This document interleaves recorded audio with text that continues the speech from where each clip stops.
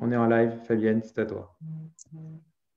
Chers amis, bonsoir à tous et à toutes, amis cinéphiles. Bienvenue sur ce Facebook Live à l'occasion de la clôture du Festival français du film juif, un événement entièrement numérique porté par le Fonds social juif unifié.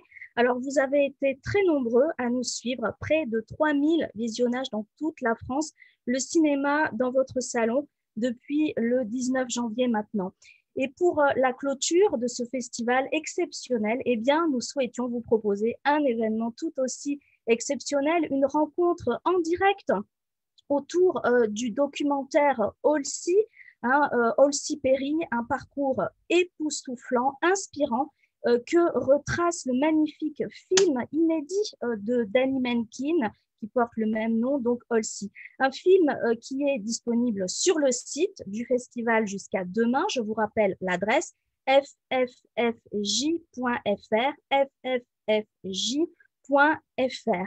Alors, ce soir, nos invités seront interrogés par Jérémy Abessira, qui a porté ce projet aux côtés du FSJU.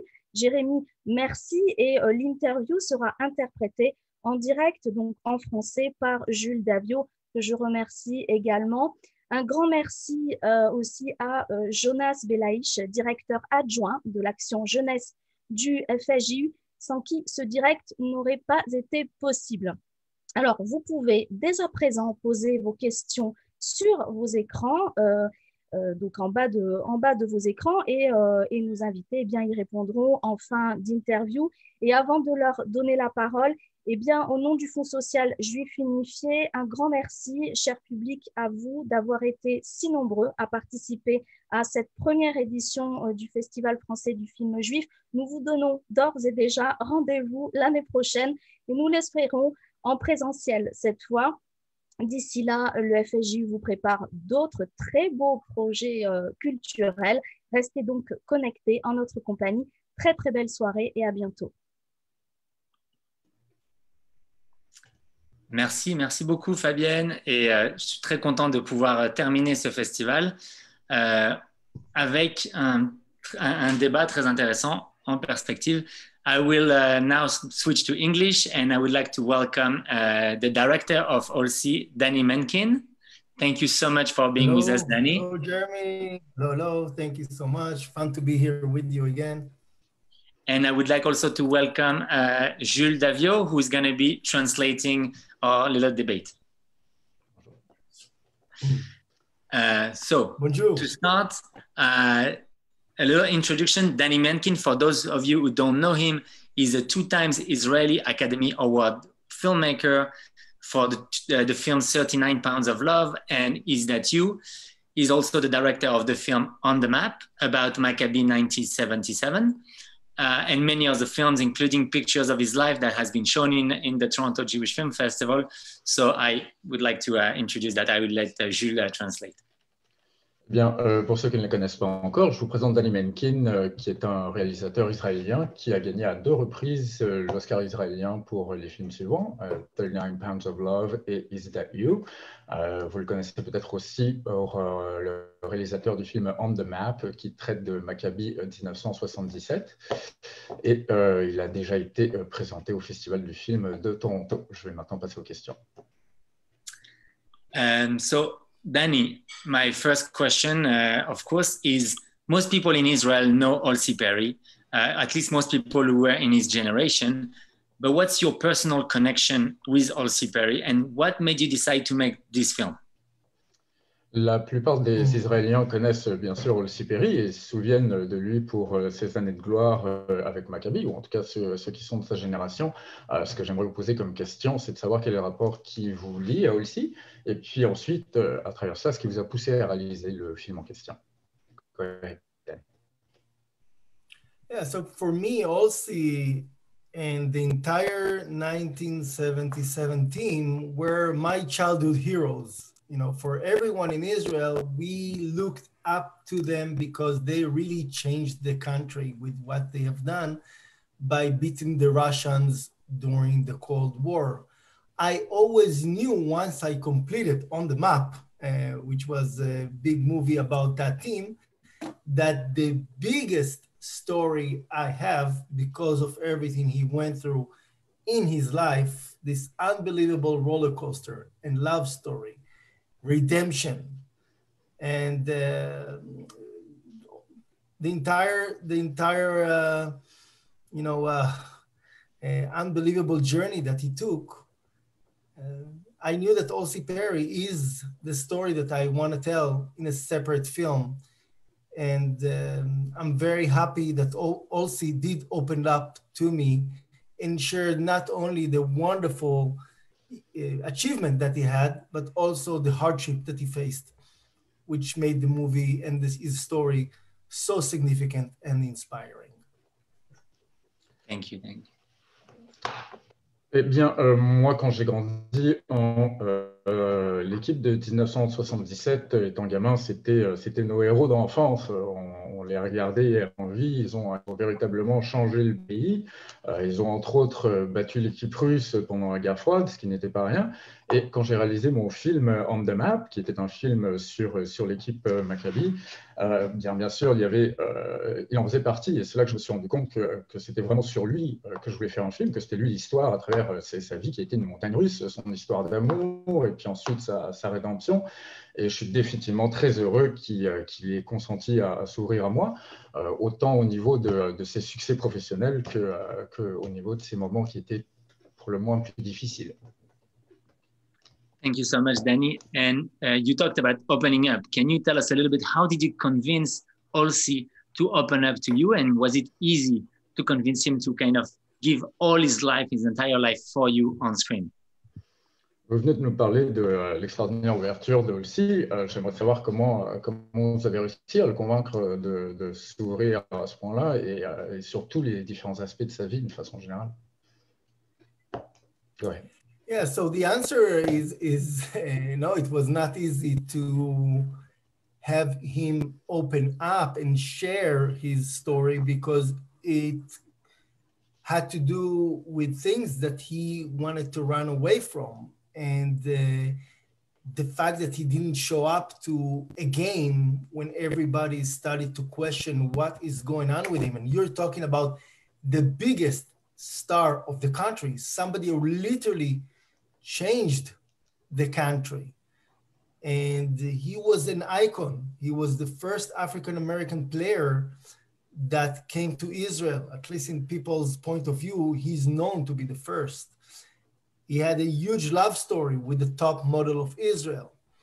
And then suddenly, from winning the European Championship, making history, doing it again for the second time, and becoming the hero of the country and disappearing from the top to the bottom, just falling straight down. These are things that were very hard for Olsi to talk about. When we met and he started to share with me about his daughter, that's when he also realized that he wants his story to be told and to be heard, so also she will know the entire truth of what happened to him behind the scene on those dramatic moments. Eh bien, c'était définitivement pas facile pour lui de partager son histoire, de s'ouvrir. Tous les sujets qui sont abordés dans le film, c'était surtout des choses qu'il voulait oublier. Par exemple, le jour où il ne s'est pas présenté à un match, alors que c'était la grande vedette du pays. C'était un joueur, plus qu'un joueur, une personne emblématique. C'était le premier Afro-Américain à venir jouer en Israël. Il était en relation avec une mannequin ultra célèbre. Ils ont gagné le championnat de la Coupe d'Europe des clubs champions, non seulement une fois, mais deux fois. Encore une fois, c'était un héros. Et puis du jour au lendemain, il disparaît complètement. Et c'était très dur pour lui d'en parler. Et quand on s'est rencontrés et qu'on a commencé à parler de sa fille, c'est là qu'Olsi lui-même s'est rendu compte qu'il voulait partager cette histoire et qu'il voulait la faire connaître. Thank you. I will just mention that we are still trying to get Olsi to join us in the Q&A. Hopefully he will join us very soon. But in the meantime, I will continue. We are lucky to have Danny as the director, so I'll continue with a few questions. Danny, was there anything that you had to, I have two questions for you. Was there anything that you couldn't put in the film because of Olsi's choice? And also, was it difficult to get all the archival footage you had in the film, because the time of Maccabee in the 70s, it was not as accessible to have like internet, media, etc.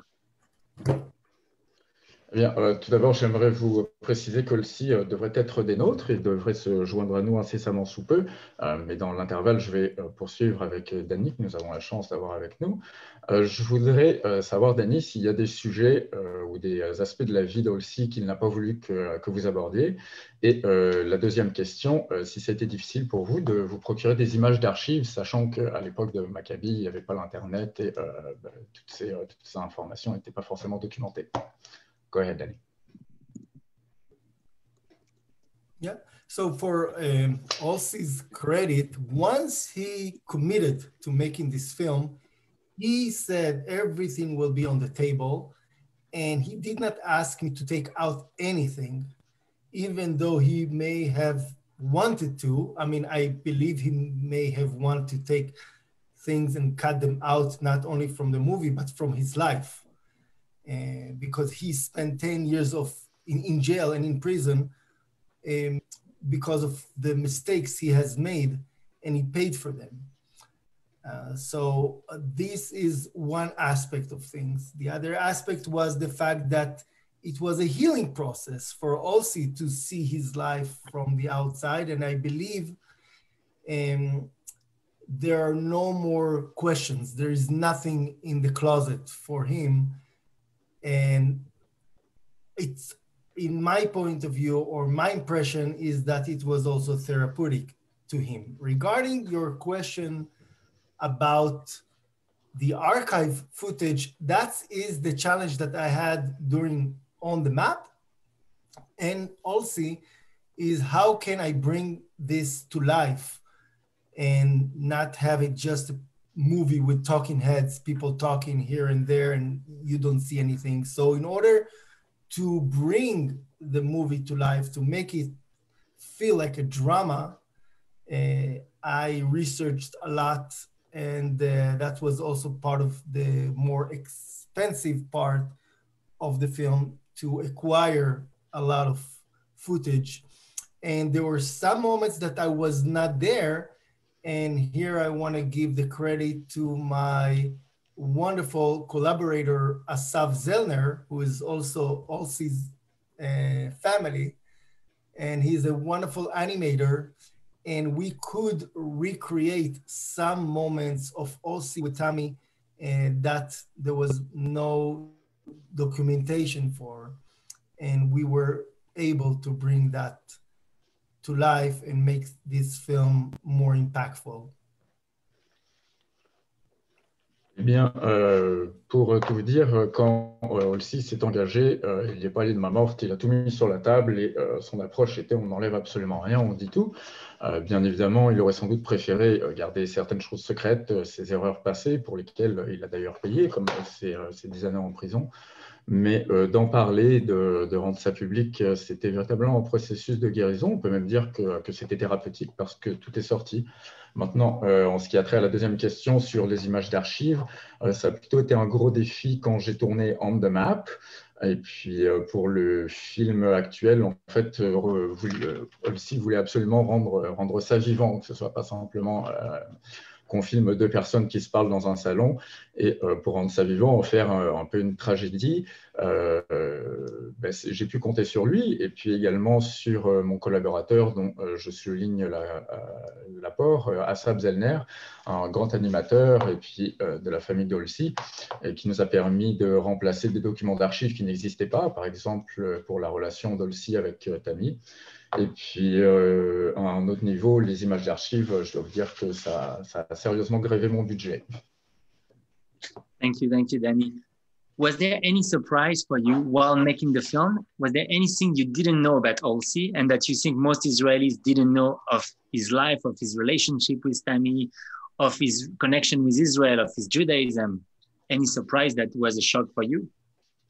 Est-ce qu'il y a certaines choses qui vous ont surprise, auxquelles vous ne vous attendiez pas, que ce soit sur sa vie, sur sa relation avec Tammy, sur sa conversion au judaïsme, mais des choses qui vous surprennent vous ou qui auraient pu surprendre le public israélien ou le public international? Go ahead. Oh yeah. So for me, there were so many things that were very much new to the story. The most significant part was looking for Olsey's daughter, and on the journey to find her and reconnect with her, Olsey told the entire story that people in Israel were not aware of. They knew the highlights, they knew the headlines of everything that went on, the history that he has made as a basketball player, but did not know about all the details of his falling to drugs and becoming addicted, unfortunately, to this, terrible disease, I call it. And the fact that Olsey had a daughter, it's something that was not known to the closest people to him. And Olsey, as part of the full redemption that he has made in his life, and we have shown in the movie, was that part of him being Jewish, being Israeli, is also becoming a family guy and wanting and asking to reach out again to his son, reach out to his daughter. And I felt like this is a wonderful way to have a wonderful happy ending to the movie, because I did not want to finish the story with Olsey coming back to Israel and saying goodbye to Tammy, which was the love of his life. So the fact that there was another epilogue to the story with a daughter made it all much better. And as our production companies, Hey Jude Productions, from the line of a Beatles, take a sad song and make it better. So, like you say over there in French, c'est la vie. Il y a effectivement énormément de nouvelles choses que j'ai appris et qui sont sorties en faisant le film. Et par exemple, quand on a commencé à chercher la fille d'Olsey et puis dans cette quête de reconnexion pour lui, au niveau du public, je pense que la plupart des gens connaissaient les grandes lignes de sa vie, mais certainement pas les détails, quand par exemple il a sombré dans les drogues et qu'il est tombé dans la dépendance, qui selon moi est une maladie. Et puis même les gens qui étaient très proches de son cercle d'amis, la plupart ignoraient même qu'il avait une fille. Bon, alors tout le monde savait ou plus ou moins qu'il était juif, qu'il est israélien, mais à travers le film, on a pu aussi montrer que c'est également devenu un homme de famille. On a parlé de son fils, bien évidemment, mais aussi de sa fille. Et puis ça nous a d'ailleurs donné un excellent moyen de terminer le film sur une fin heureuse, plutôt que de finir le film sur son retour en Israël, où il vient simplement dire adieu à Taïpa, qui meurt du cancer. Merci.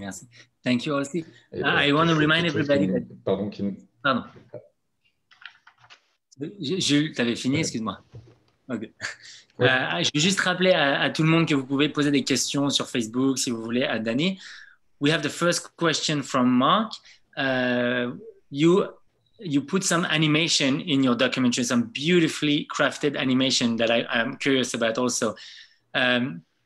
In a kind of chronological timeline that is very alive, very original. Is it something that you're typical about? Is it something you're used to? And if you can elaborate a little bit. La question de Marc, je vais juste la lire. Vous avez intégré des animations dans votre documentaire, une frise chronologique. Il est très vivant, très original. Est-ce votre marque de fabrique? Yeah, so I mean, this is something that I was doing in the first film of mine called 39 Pounds of Love. And I love using it on my film. I like to cross from the narrative drama world in the documentary to just a little bit, use drama style when I make my documentaries, and vice versa. When I make my drama, make it feel real. I mean, I'm going to share with you guys here in the chat my website if anyone wants to reach out to us and watch any of our other film. And then regarding the use of animation here in this film, it came from the fact that I was not there all the time, and we did not have archive to all those wonderful moments. There was very little archive of Olsey and Tammy. and the love story was incredible. So we used all we had, but I wanted to enrich it even more, as I mentioned before, in order for the movie not to be a talking head movie, and bring it really to life, bring the drama to life, bring the emotions to life. So that's why we used animation, but whoever will reach out to us and want to see 39 Pounds of Love, he will learn that this is something that I have already used in the past in other films of mine. And I enjoyed, so I hope that I'll have an opportunity to use more animation in the future, because really animations makes your imagination fly. You can really say to people, you know what, there is the story, there is the reality, but there is also something behind it. And I personally, as a creator, I always like to try and make the imagination fly. Bien, le processus d'animation, je l'avais déjà utilisé dans mes précédents films, 39 livres d'amour. Puis c'est une technique que j'aime bien jeter des ponts entre les styles, donc autant dans la narration, le drame, la tragédie, et puis je veux rendre ça vrai. Et puis il ne faut pas oublier que pour ce film, j'étais pas toujours là, et puis on avait très peu d'images d'archives, donc d'avoir recours à l'animation, ça m'a permis d'enrichir le film, et de, encore une fois, pas juste avoir du monde qui jase, d'avoir sa place, de mettre plus d'émotion dans le film. Maintenant, à l'avenir, pour la question est-ce que c'est ma marque de fabrique, j'espère vraiment que je pourrai encore le faire. Pour moi, l'animation est un moyen de rehausser l'imaginaire. En tant que créateur, c'est bien évidemment très important pour moi. Thank you. Danny Olsey was one of the first main Black African-American player to come to Israel. Did it open the road to many new African-American from the NBA or other to play to Israel? And what is the situation now in Israeli basketball? Yes. Oh, yeah. Go ahead. C'est un des premiers joueurs de basketball afro-américain à jouer en Israël. Est-ce qu'il n'a pas vu la voix d'autres joueurs et où est-ce qu'on en est maintenant en Israël au niveau du basketball? Go ahead. These, it's opened up significantly to African-American, incredible basketball players that came. I'm talking about hundreds of them, from Olsey Perry till Amar Stoudemire, that was playing for Maccabi Tel Aviv last year. And we had Anthony Parker, who is almost good as Tony Parker. But I know you guys all are Tony Parker fans, but Anthony Parker was really one of the biggest names, and he played for Toronto, and he was an incredible player in Maccabi Tel Aviv. And we had players that really were legit in NBA players. Maccabi Tel Aviv now, just this year, exported one of the most wonderful top 10 draft picks in the NBA called Deni Avdija. He plays for Washington Wizards. Great guy. There is a game later today against Brooklyn, which, by the way, Amar Stoudemire is the assistant coach over there. But also Perry definitely not only opened up a whole generation of incredible American players that didn't make it to the NBA and came to Maccabi, because Maccabi became one of the biggest clubs outside of the NBA. But really, Olsey Perry and Tal Brody and the folks from the team changed basketball in Israel. They've made such a significant difference. So he was really somebody that broke many, many grounds in many, many levels. Bien sûr, c'était un des premiers Afro-Américains à jouer en Israël. Il n'a vraiment pavé la voie à des centaines de joueurs de la NBA. On peut notamment penser à Amar Stoudemire, qui était une des vedettes de Tel Aviv. L'année dernière, on avait Anthony Parker, à ne pas confondre avec votre cher Tony Parker, bien sûr. Anthony Parker, lui, jouait à Toronto. Cette année, Maccabi Tel Aviv a même fait l'acquisition de Dani Abia, qui était un des 10 premiers joueurs du repêchage. Oui, aussi a pavé la voie pour une génération de joueurs de la NBA, mais il a aussi contribué à changer de façon radicale le basket en Israël. Il a fait toute une différence. Ouais. I have a question from the audience. Question de Julie. En tant qu'ancien drogué, est-ce qu'il aide aujourd'hui des jeunes à s'en sortir? As an ex-drug addict, is he helping kids today to get saved, to get help? Yeah. So, yeah, please go ahead with translation. No, it's good. I did it in French already, so you can go on. Ah, you ask it in French. Okay. No, parlez-vous français? La petite. Petite. That's the most. And then I can platini and baguette. But I will say that, not only.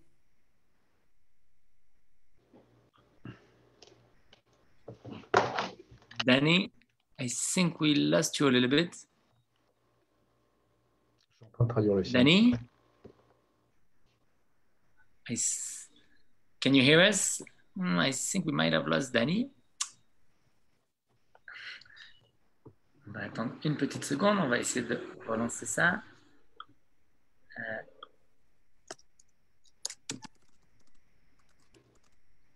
Hello? Danny, can we lost you for a moment. Are you with us?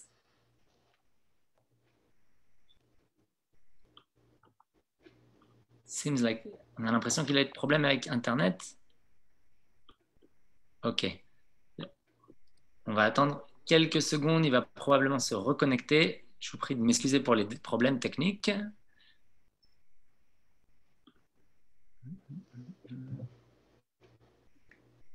Dès qu'il revient, je le réintègre. Mais là, pour l'instant, il s'est déconnecté. Il va se reconnecter apparemment. Okay. Je ne le vois pas encore. C'est un peu le problème des aléas des festivals en ligne. Et j'espère bien qu'on aura très bientôt l'occasion d'avoir un festival en physique au cinéma en France et pouvoir ainsi inviter des réalisateurs du monde entier pour faire des débats. C'est l'idée.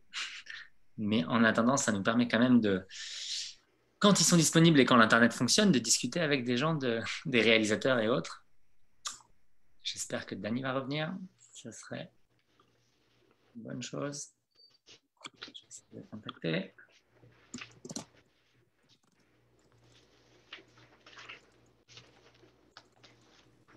Voilà. Hi, Danny. You guys?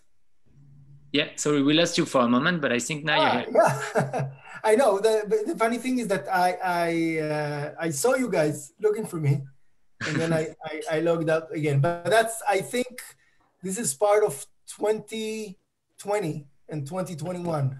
Everybody has it at some point. But I will continue and sharing with you guys that Ossie Perry has summer camps that he's working with kids, and it's one of the most popular basketball camps that he's doing. And yes, he wants his story to be told to young generation. He wants folks to learn from what he has been going through, so they will not do the same mistakes that he has. Bon, il y a les petits problèmes techniques, ça fait partie des plaisirs de 2020-2021, tout le monde en soupe. Eh bien oui, effectivement, vous avez tout à fait raison. En ce moment, Olsi travaille avec des enfants. Il organise d'ailleurs un camp de basket.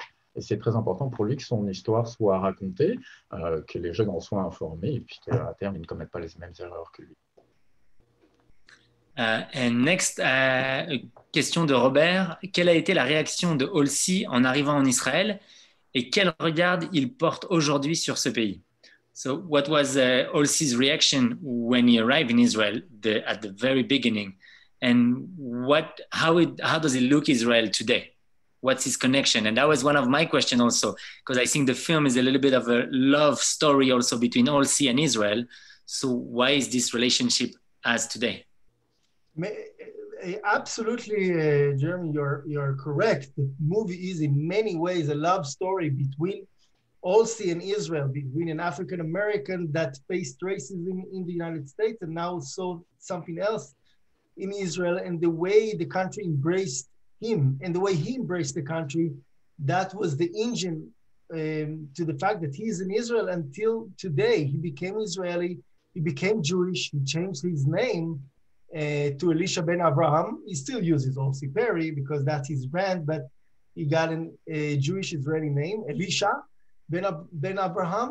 And in the movie, he even shared the joke of him going through this bris that he has to do to become Jewish. And they said from his bris, they made a leather jacket for Tal Brody. So yes, it's definitely an unbelievable connection. And the fact is that he is living in Israel until today, and he is a legend, and people are looking at him and they feel like he is a player in Maccabi Tel Aviv until today, you know, because of what he has done to the country, for the country. Eh bien, Jérémy, je pense que tu as tout à fait raison. On peut définitivement parler d'une histoire d'amour entre Olsi et Israël. Et puis ça a marché dans les deux sens parce que si le pays l'a adopté, lui aussi il l'a adopté. Il a d'ailleurs changé son nom. Elisha, il est devenu Elisha Ben Abraham. Bon, il utilise encore Olsi Perry, mais son nom officiel c'est Elisha Ben Abraham. Puis il y a quelques anecdotes assez drôles dans le film à ce sujet. Il s'est converti au judaïsme, et on peut vraiment parler d'une connexion incroyable avec le pays. La preuve, s'il en est, il y habite encore. Puis au pays, encore aujourd'hui, c'est une légende. C'est une figure importante de la nation. Pareil. Thank you. And a question that's kind of related from Hélène. Est-ce que Olsi est juif pratiquant? Is Olsi a practicing Jew? Is he religious, would you say? I wouldn't call him religious, but he's very much respectful for Judaism. He's eating kosher. He's coming to the sukkah with all those things that you need to come with. And then practicing Hanukkah, of course, it's the holiday of the Maccabees. So yes, and he's a big advocate for Israel in any place that you can find him talking. So the answer is absolutely yes. That's one of the wonderful reasons that we wanted to make this film. We have a foundation called On the Map Foundation that is bringing good, positive stories, not political, good, positive stories from Israel.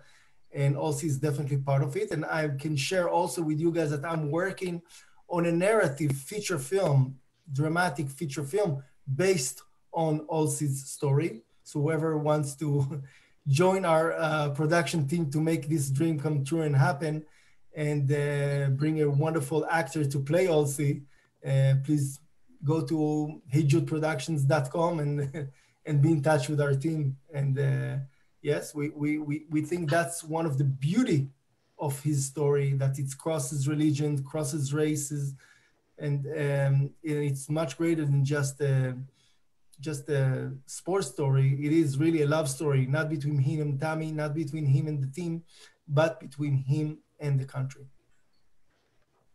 Thank you. Eh bien, à la question, est-ce que c'est un homme religieux?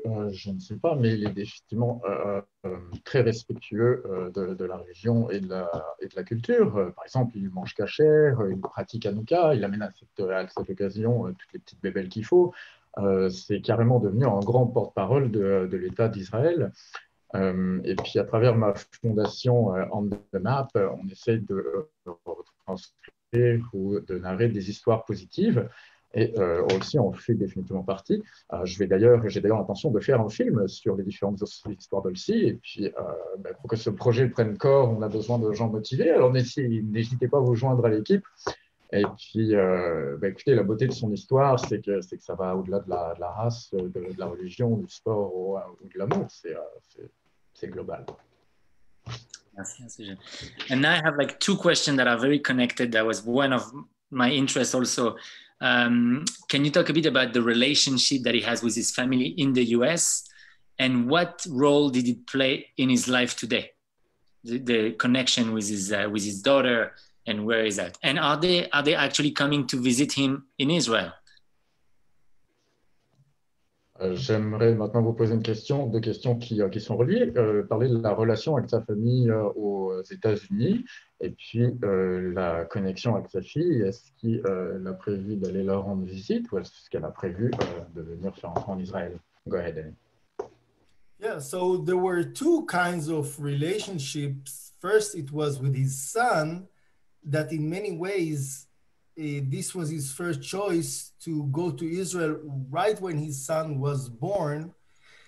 And he didn't have so much relationship with him, even though he was with him in Israel. So right now, also is trying to fix it and correct it. And his son came to Israel many times, also to the premiere of this film.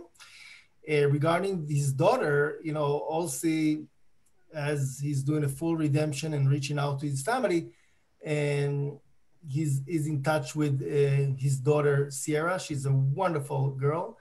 And they are talking about bringing her also to visit Israel. Obviously, right now, it's impossible for anyone to visit Israel because of this crazy situation in the world. But this is definitely part of the plan for him. And I think that's, as I mentioned, part of what he learned from being part of Israel is that family is number one.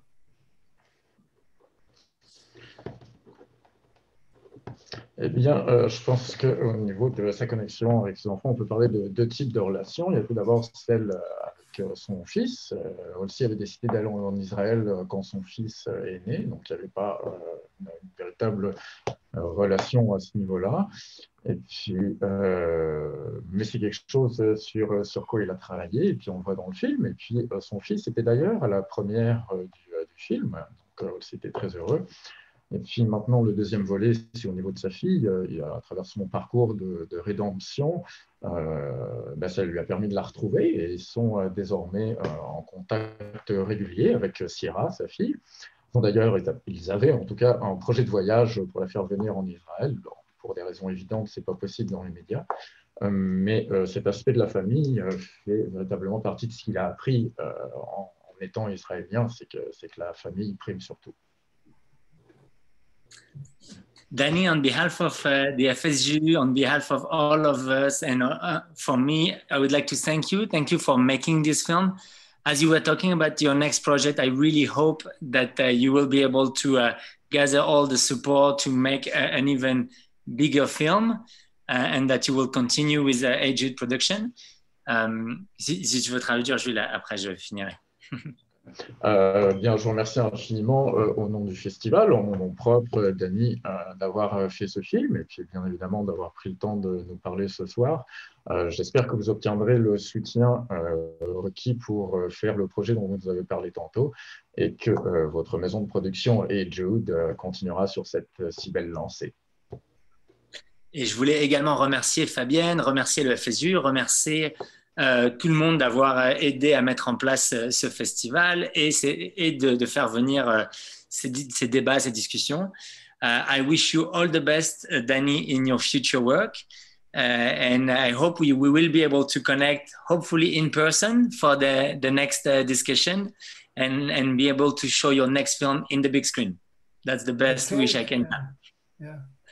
I can't wait to be with you guys in person. I think everyone wants that already all over the world. And I mean, for sure for us that you're in Canada and I'm in the States, it's not too far, but also for the people in Paris. So merci beaucoup for being so kind. And I am excited to be back with more films with you guys and share it with the world. So I really, really appreciate the opportunity.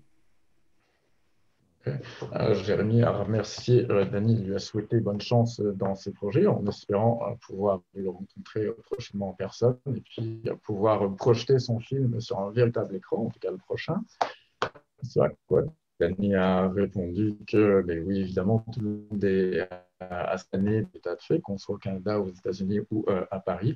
Et il remercie tout le monde de lui avoir permis de montrer son film et d'avoir été avec nous. Et maintenant, pour finir, merci Jules, merci Fabienne, merci Jonas aussi d'aider pour le Zoom.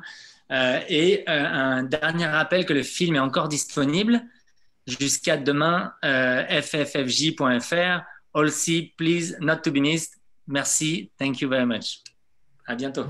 Merci beaucoup. Au revoir.